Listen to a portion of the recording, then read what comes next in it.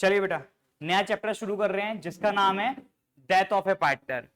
ठीक है, चैप्टर का नाम है death of A partner, but सारी एडजस्टमेंट्स किसके अकॉर्डिंग होगी? जो रिटायरमेंट के अकॉर्डिंग, जो हमने रिटायरमेंट में सीखी थी सारी एडजस्टमेंट्स वही हैं। आइए एक बार इसके टॉपिक्स लिख लेते हैं, कौन कौन से सर टॉपिक्स हमें करने हैं। आओ बेटा फटाफट बताओ, डेथ ऑफ ए पार्टनर में पहला टॉपिक क्या रहेगा? कैलकुलेशन ऑफ, वेरी गुड, बोलो फटाफट, gaining ratio and new profit sharing ratio.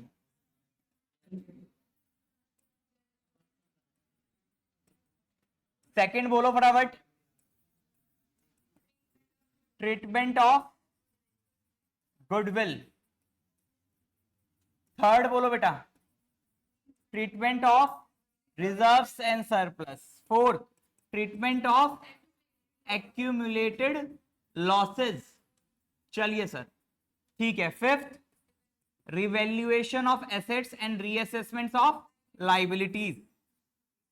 Six, preparation of partners capital account.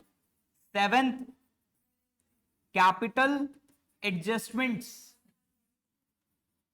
ठीक है, और लास्ट बात करें बैलेंस शीट, पर इसमें बैलेंस शीट बहुत कम होगा कि आपको क्वेश्चन में बनाने को मिलेगी, और डेट वाला क्वेश्चन होगा तो इसमें बहुत कम होगा कि आपको तीनों पार्टनर्स का पार्टनर्स कैपिटल अकाउंट बनाना पड़ेगा।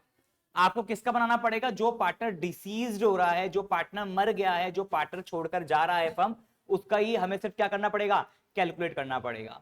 अब बेटा रिटायरमेंट तो प्लान हो सकती है पर डेथ प्लान नहीं हो सकती। ठीक है, डेथ इज अनसर्टेन। ठीक है, तो ये ड्यूरिंग द ईयर हो रही है तो हमें यहां पर क्या कैलकुलेट करना पड़ेगा? प्रॉफिट कैलकुलेट करना पड़ेगा। हमने कहा था चाहे रिटायरमेंट हो चाहे डेथ हो, अगर बिगिनिंग ऑफ द ईयर में हो रही है या एंड ऑफ द ईयर में हो रही है तब तो कोई टेंशन नहीं है। क्यों नहीं ऐसा टेंशन? क्योंकि प्रॉफिट्स ऑलरेडी डिस्ट्रीब्यूट हो चुके होंगे। पर अगर रिटायरमेंट या डेथ ड्यूरिंग द ईयर हो रही है, यानी मई में हो रही है, जुलाई में हो रही है, सितंबर में हो रही है, दिसंबर में हो रही है, ठीक है, अप्रैल और मार्च के बीच में हो रही है अगर कहीं, तो क्या करना पड़ेगा? वहां तक के समय का, उतने मंथ्स का हमें क्या करना पड़ेगा? प्रॉफिट कैलकुलेट करना पड़ेगा। तो इसमें 9th टॉपिक आप लिख सकते हो अलग से, जो करना पड़ेगा calculation of profit till date of death.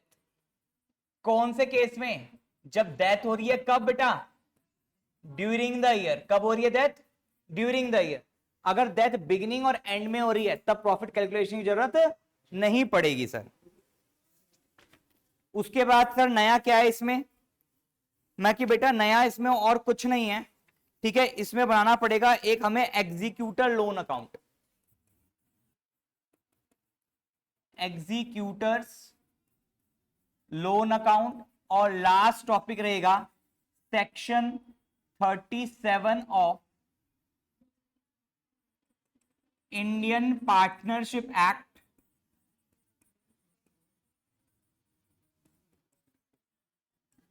1932। Sir ये तो 11 टॉपिक्स हैं, ये तो बहुत ज्यादा हो गए। मकी नहीं बेटा, ध्यान से सुनो।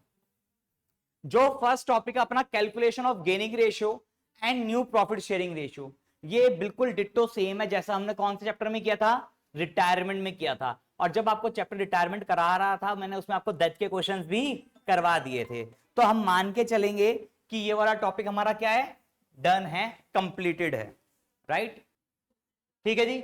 दूसरा है बेटा ट्रीटमेंट ऑफ गुडविल। कौन सा है? Treatment of goodwill. बेटा इसमें देखो, ट्रीटमेंट ऑफ गुडविल में दो तरह की गुडविल होती है। कौन कौन सी स्नेहा, कौन कौन सी होती है? एक ओल्ड गुडविल अपीयर्ड जो होती है उसको क्या करते हैं? ओल्ड पार्टनर्स में ओल्ड रेशियो में राइट ऑफ कर देते हैं। और जो न्यू गुडविल होती है उसमें क्या करते हैं? Gaining to sacrifice. अब सर इसमें क्या करेंगे? जो पार्टनर सैक्रिफाइस कर रहा है वही होगा रिटायरिंग पार्टनर।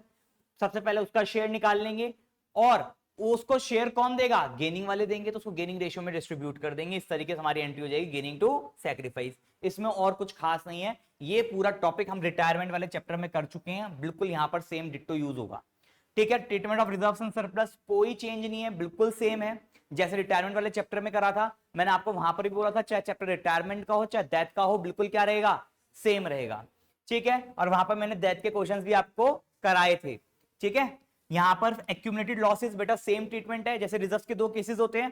कुछ नहीं कहा तो डिस्ट्रीब्यूट कर दो, और कहा है कि डिस्ट्रीब्यूट नहीं करना तो एडजस्टमेंट एंट्री कर दो, क्या गेनिंग टू सेक्रीफाइस, कौन सी रेशियो में, गेनिंग रेशियो में। ऐसे ही एक्यूमुलेटेड लॉसेस की ट्रीटमेंट, कुछ नहीं कहा तो राइट ऑफ कर देंगे among old partners in old ratio, और कहा है अगर कि भैया नहीं लॉसेस को राइट ऑफ नहीं करने का है तो अपन क्या करेंगे, एडजस्टमेंट एंट्री करेंगे, sacrificing to gaining in which ratio, gaining ratio. तो सर ये टॉपिक भी हो गया है अपन का। फिर है रिवैल्यूएशन अकाउंट।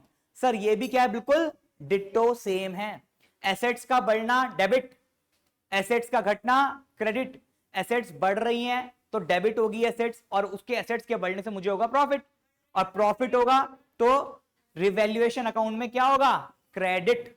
ठीक है, इसी तरीके से रिवैल्यूएशन अकाउंट बनाएगा, एसेट्स का बढ़ना लायबिलिटीज का घटना, इनसे होता है प्रॉफिट तो रिवैल्यूएशन के क्रेडिट साइड, एसेट्स का घटना लायबिलिटीज के बढ़ने से मुझे होता है लॉस तो रिवैल्यूएशन के डेबिट साइड। अगर रिवैल्यूएशन में कोई खर्चा आ गया, एक्सपेंस आ गया, तो वो भी रिवैल्यूएशन में डेबिट हो जाएगा और बैंक से पे हो जाएगा, राइट। इस तरीके से बन जाएगा रिवैल्यूएशन अकाउंट। और यहां पर अगर कुछ नहीं कहा तो हम न्यू वैल्यूज को रिकॉर्ड करेंगे और 3 जर्नल एंट्रीज पास करते हैं। कौन कौन सी, assets account debited, liabilities account debited to revaluation, फिर revaluation account debited to assets to liabilities, फिर देखेंगे प्रॉफिट आया या लॉस आया। अगर प्रॉफिट आया तो revaluation to old partners capital account in old ratio, अगर लॉस आया तो partners capital account debited to revaluation account in old ratio. और अगर कहा कि नहीं न्यू वैल्यूज रिकॉर्ड नहीं करनी है तो ये रिवैल्यूएशन अकाउंट कहां बनता है, रफ में बनता है। और अगर रफ में बनाने के बाद रिवैल्यूएशन प्रॉफिट आया तो गेनिंग टू सेक्रीफाइस, और रिवैल्यूएशन लॉस आया तो सैक्रिफाइसिंग टू गेनिंग। बोलो बात क्लियर है। तो सर यानी इसकी ट्रीटमेंट भी बिल्कुल क्या है, सेम है। अब सर यहां पर रही पार्टनर्स कैपिटल अकाउंट की। बेटा अब तक हम कितने पार्टनर्स के कैपिटल अकाउंट बनाते थे, एक बनाते थे, उसमें ए का भी हो गया, बी का भी हो गया और सी का भी हो गया। तो दैट वाले चैप्टर में कुछ क्वेश्चंस ऐसे मिलेंगे जहां पर हमें ए बी सी तीनों का बनाना है, और कुछ क्वेश्चंस ऐसे मिलेंगे जहां पर जो रिटायर हो गया पार्टनर या जो डेथ हो गया, जिसकी डेथ होगी, जो डिसीज्ड पार्टनर है सिर्फ उसका बनाया जाएगा। क्वेश्चन में गिवन रहेगा कि किसका बनाना है। ठीक है जी। तो सर ये पार्टनर्स कैपिटल अकाउंट भी बन जाएगा। अब आगे बात कैपिटल एडजस्टमेंट। बेटा कोई न्यू कैपिटल एडजस्टमेंट नहीं है, 5 एडजस्टमेंट हमने रिटायरमेंट में सीखी है अभी पिछली 2 क्लासेस में, बिल्कुल same to same 5 adjustment as it is apply हो जाएंगी। क्योंकि मैंने आपको रिटायरमेंट वाला चैप्टर शुरू करने से पहले भी बताया था, चाहे चैप्टर रिटायरमेंट का हो चाहे चैप्टर डेथ का हो, दोनों क्या है, सेम है। 2 डिफरेंसेस है जो भी मैं डिस्कस करूंगा आपसे। ठीक है, कैपिटल एडजस्टमेंट बिल्कुल सेम है, बैलेंस शीट आप लोगों को बनानी आती है, वो भी क्या रहेगी, बिल्कुल सेम रहेगी। यानी सर जो रिटायरमेंट में किया है वो सारा इसमें सब कुछ क्या है, सेम है। फिर हो गया calculation of profit till date of death. Sir इसके क्वेश्चंस भी हम कर चुके हैं, कराए थे। तो ये कब होता है, ड्यूरिंग द ईयर। हमने बताया था चाहे रिटायरमेंट का क्वेश्चन हो चाहे डेथ का क्वेश्चन हो, अगर रिटायरमेंट और डेथ बिगिनिंग में हो रही है या फिर ईयर के एंड में हो रही है, इसका मतलब क्या है, या तो 1 अप्रैल को हो रही है या फिर 31 मार्च को हो रही है। 1 अप्रैल को हो रही है तो मतलब अभी प्रॉफिट कैलकुलेट कर ही नहीं सकते, अभी तो पहला ही दिन हुआ है। ठीक है, और पिछले साल का प्रॉफिट तो डिस्ट्रीब्यूट हो चुका होगा। और 31 मार्च को रिटायरमेंट हो रही है तो भाई साहब प्रॉफिट निकल चुका होगा और डिस्ट्रीब्यूट भी हो चुका होगा।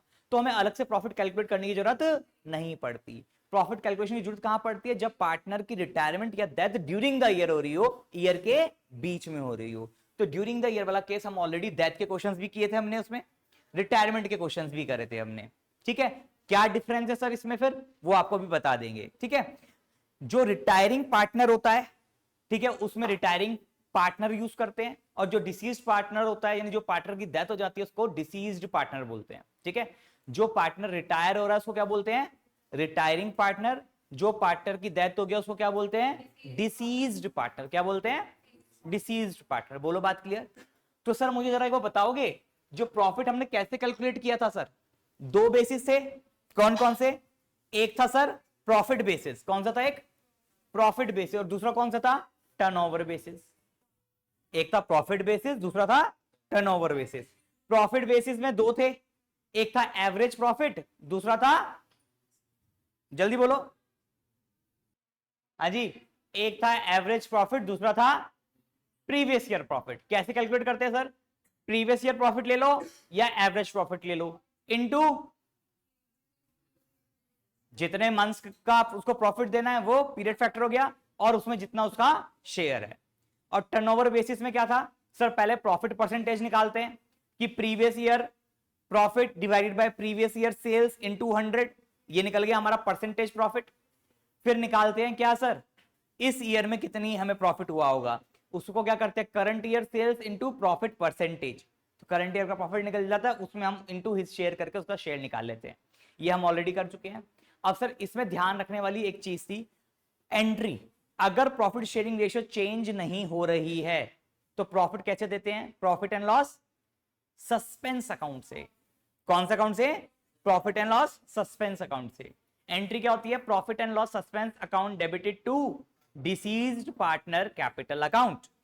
और अगर प्रॉफिट शेयरिंग रेशियो चेंज हो रही है तो एंट्री क्या हो जाती है, गेनिंग टू सैक्रिफाइस, यानी gaining partners capital account debited to deceased partners capital account. बोलो बात क्लियर है, ये सर सारे चीजें मैं आपको को पहले ही करा चुका हूं, तो ये वाला टॉपिक भी हमारा डन है। अब आती है बात एग्जीक्यूटर्स लोन अकाउंट, ठीक है। अब एग्जीक्यूटर्स लोन अकाउंट क्या होता है सर, हमने अभी पिछली क्लास में रिटायरिंग पार्टनर का लोन अकाउंट बनाना सीखा था, जिसमें आपको सिखाया था कि भाई जो लोन रीपे करना है क्वार्टरली भी कर सकते हैं, एनुअली भी कर सकते हैं, हाफ ईयरली भी कर सकते हैं, ठीक है, वही सेम अकाउंट बनेगा। सर फिर यहां एग्जीक्यूटर क्यों लिखा है, मां की बेटा जो पार्टनर रिटायर हो गया, वो जिंदा है अभी मरा नहीं है, तो उसके नाम का लोन अकाउंट क्रिएट किया जा सकता है। पर जिस पार्टनर की डेथ हो गई उसका नाम कैसे लिख दें, उसके नाम पे लोन अकाउंट कैसे खोल दें, तो जो उसका एग्जीक्यूटर होगा, उसके घर वाले होंगे या उसका नॉमिनी होगा, उसके नाम पे अकाउंट खोला जाता है और उसको बोलते हैं एग्जीक्यूटर।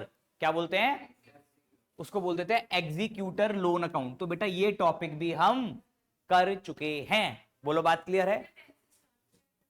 अब आपका जो लास्ट रह गया है वो रह गया है कौन सा टॉपिक, जल्दी बोलो, सेक्शन 37।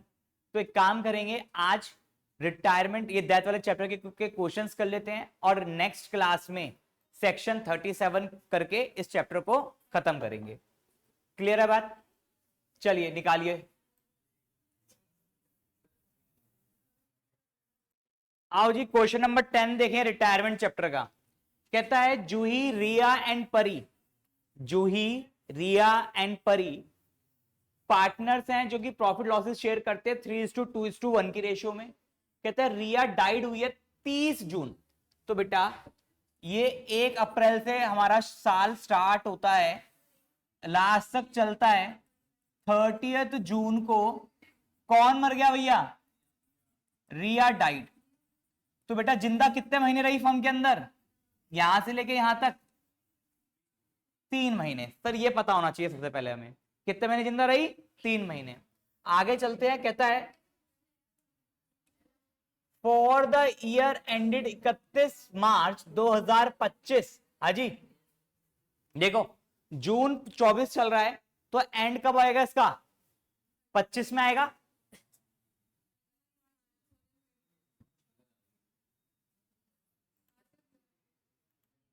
हाँ जी, तो कहता है 31 मार्च 2025 में जो ईयर एंड हो रहा है, यानी ये 1 अप्रैल 24 से 31 मार्च 25 की बात कर रहा है, इस पूरे ईयर की बात कर रहा है। Proportionate profit of 2024 is to be taken into consideration. कहता है 2024 यानी पिछले साल जो प्रॉफिट हुआ था उसको कंसीडर करके चलेंगे कि वही प्रॉफिट इस साल भी हुआ होगा, ठीक है। कहता है during the year 31 March 2025 bad debts 2000 के थे, हैड टू बी एडजस्टेड। कहता है 2000 रुपए के बैड डेट्स हुए थे जो कि मैंने प्रॉफिट से माइनस नहीं किए थे, वो मुझे क्या करने पड़ेंगे सर, माइनस करने पड़ेंगे, ठीक है। कहता profit for the year ended 24 was 14,000 before adjustment of bad debts. तो सर 24 से 25 साल चल रहा है, जो पिछला साल था 2023 से 24 वाला, सर उसके अंदर जो प्रॉफिट हुआ था वो हुआ था मेरे को 14,000 रुपीज। कितना हुआ था, 14,000 रुपीज, जिसमें बेड डेट्स की एडजस्टमेंट नहीं हुई थी। बताओ बेड डेट्स कितने के थे, 2,000 रुपए के। तो बेड डेट्स प्लस होंगे माइनस होंगे, माइनस होंगे सर, नुकसान है।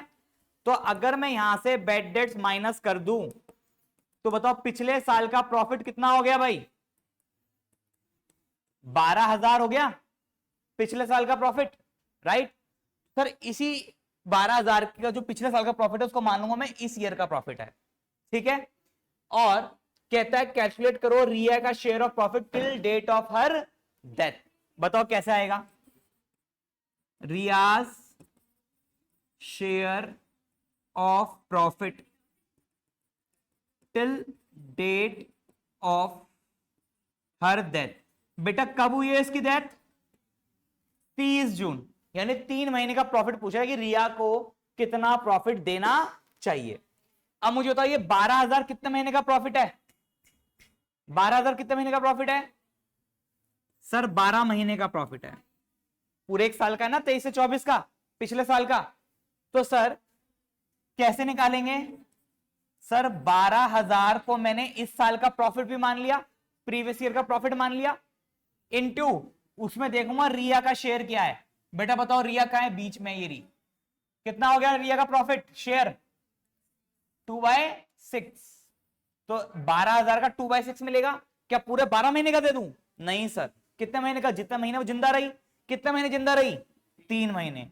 तो हो जाएगा बेटा क्या? 3/12 निकाल दो। कितना आ गया? 1000। लीजिए 1000 आंसर हमारा ये रहा, रिया शेयर ऑफ प्रॉफिट 1000 रुपए। सिंपल था क्वेश्चन, जैसे हम पहले करते आए हैं क्वेश्चन वैसे ही सेम टू सेम क्वेश्चन है। अगर मैं इसकी जनरल एंट्री पूछूं, जनरल एंट्री क्या होगी? जल्दी बोलो क्या? देखो प्रॉफिट शेयरिंग रेशियो चेंज बताइए, प्रॉफिट शेयरिंग रेशियो चेंज हो रही है? नहीं बताई। तो एंट्री क्या होगी? Profit and loss suspense account debited to Riyaz capital account 1000 और 1000। बोलो बात क्लियर? इजी था क्वेश्चन, आगे चले। चलिए ठीक है भाई, किसी में प्रीवियस ईयर प्रॉफिट लेना है, किसी में एवरेज प्रॉफिट लेना है, और कुछ क्वेश्चन है टर्नओवर बेसिस पर। तो तीनों तरह के क्वेश्चन मिलेंगे। ये आपके टॉपिक है, ये आपका क्वेश्चन चल रहे हैं कहां तक? 19, 20, 21, 22, 23, सारे उसी पर है 23 तक, ठीक है। अब इसमें बोल रहे हैं deceased partners share of goodwill and profit. तो अभी पहले गुडविल निकालना सीख चुके हैं हम, जिसकी एंट्री एक राइट ऑफ की होती है और दूसरी गेनिंग सेक्रीफाइस होती है। तो अब ये दो चीजों को कंबाइन कर दिया, ठीक है। गुडविल का क्वेश्चन और प्रॉफिट कैलकुलेशन का क्वेश्चन हो जाएगा, ठीक। एक ही क्वेश्चन है। उसके बाद है बेटा determination of amount payable to executor of a deceased partner. कहता है डिसीज्ड पार्टनर ने, जो पार्टनर मर गया है, जिस पार्टनर की डेथ हो गई है, उसके एग्जीक्यूटर को कितना पैसा दिया जाएगा, वो अमाउंट हमें निकालना है, ठीक है। तो आइए इसका क्वेश्चन करते हैं। आप बोल रहे हो क्वेश्चन नंबर 28, तो आपको क्वेश्चन नंबर 28 करा देते हैं इसका।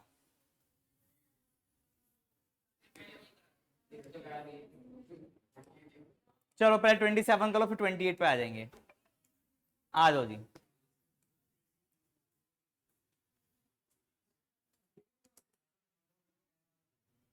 चलिए बेटा क्वेश्चन नंबर 27 देखेंगे, डेथ वाले चैप्टर का। बड़ा इजी है, ध्यान से सुनो।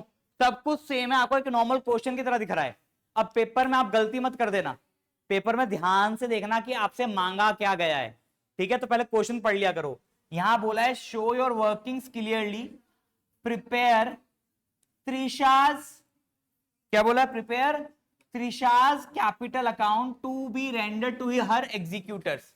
यानी जो पार्टनर जिसकी डेथ हुई है, सिर्फ उसका एक कैपिटल अकाउंट मांगा है इसने, ना तो रिवैल्यूएशन अकाउंट मांगा है आपसे, ना ही बैलेंस शीट मांगी आपसे, ना ही।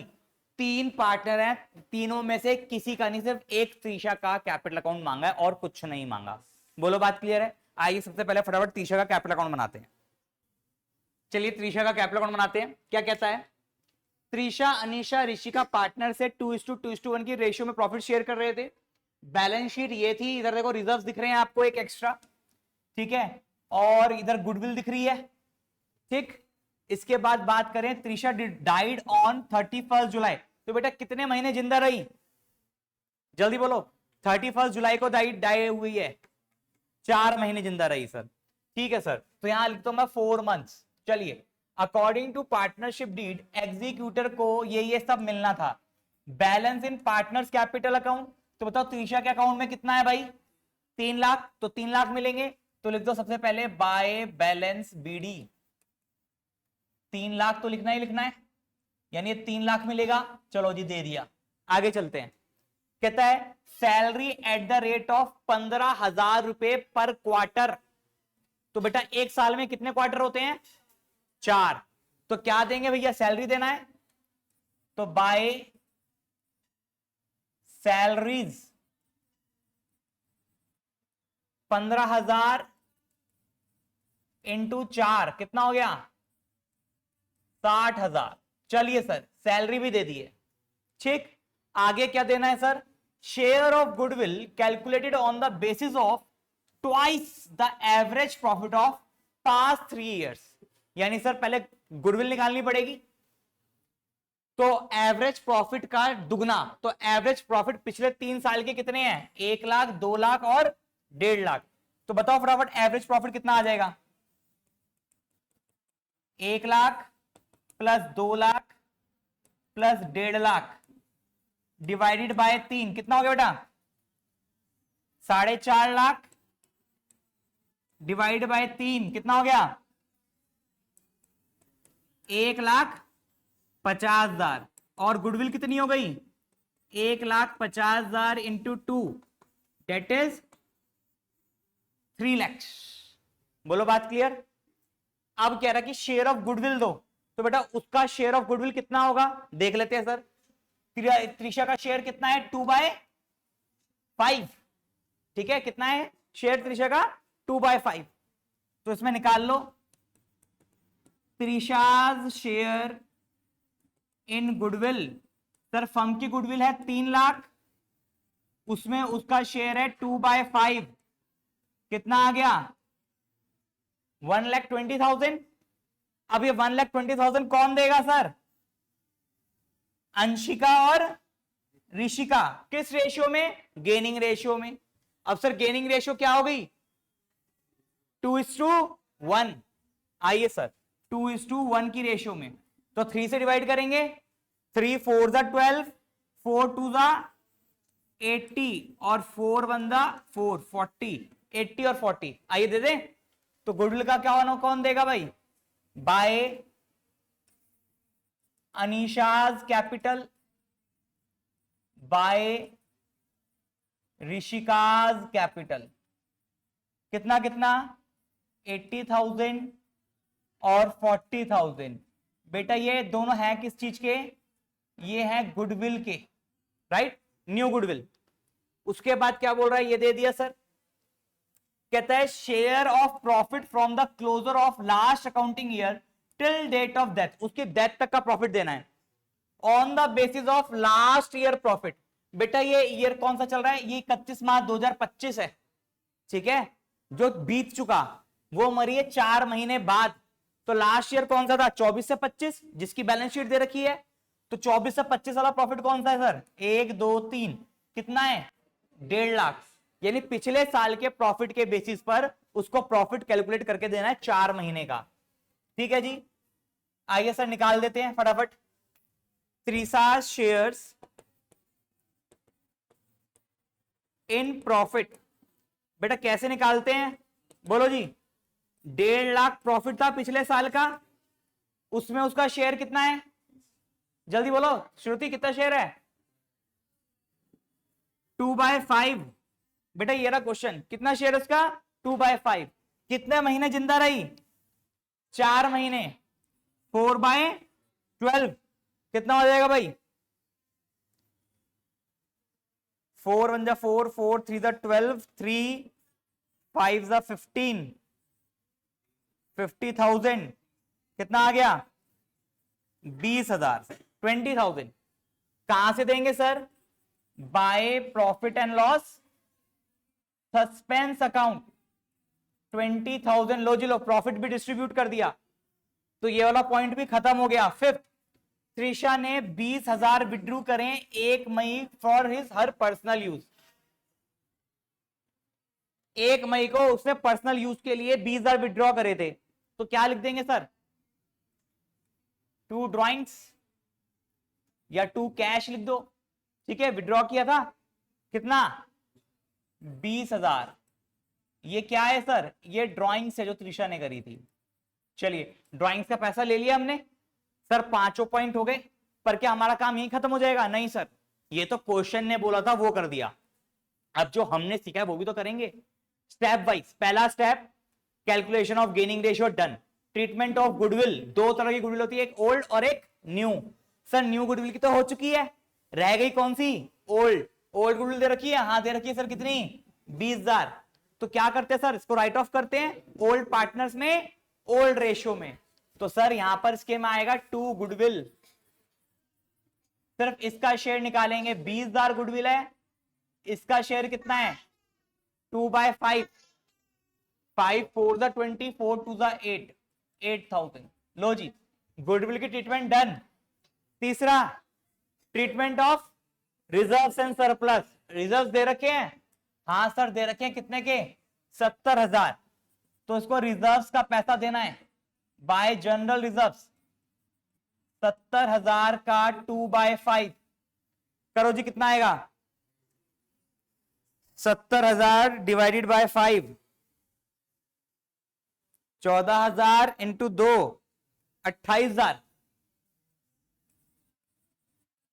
लो जी सर, जनरल रिजर्व भी done. Treatment of losses,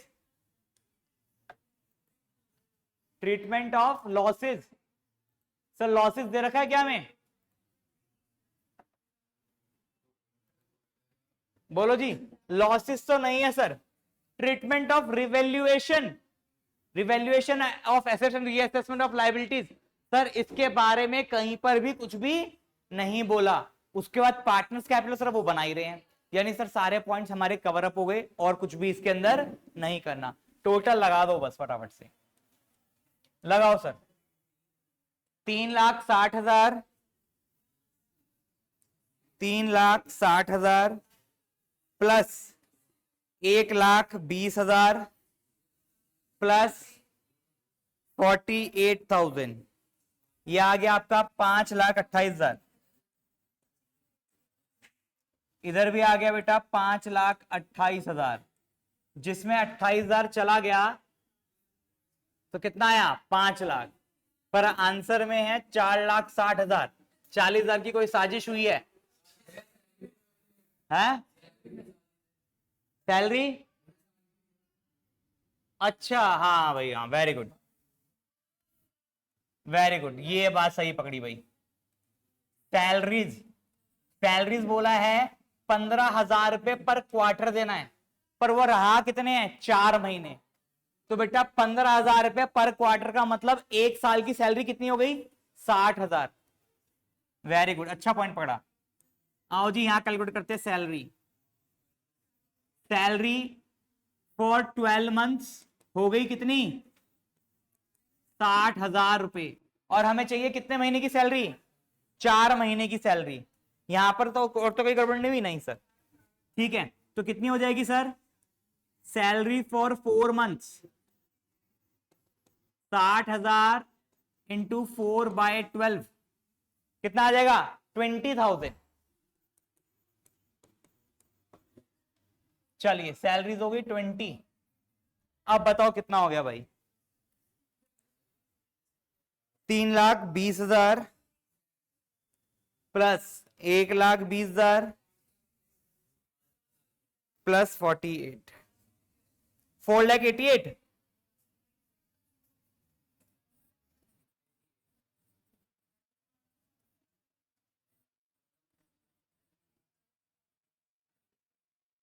minus 28,000, 4,60,000, ये आ जाएगा 2 त्रिशाज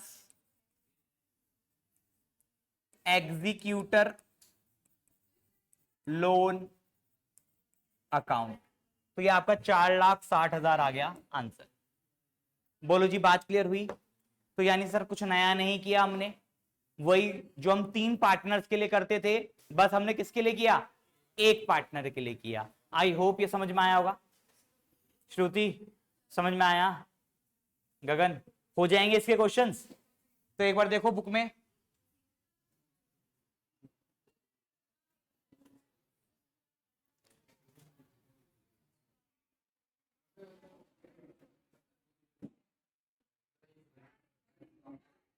क्वेश्चंस तो हैं काफी है इसमें भी, है ना। तो कितने करके लाओगे बताओ नेक्स्ट क्लास में? चलिए ठीक है, एक काम करो, हर एक टॉपिक के 2-2 क्वेश्चन करके ले आओ, ठीक है। बाकी मिलते हैं नेक्स्ट क्लास में, तब तक ले take care, bye bye, have a nice day.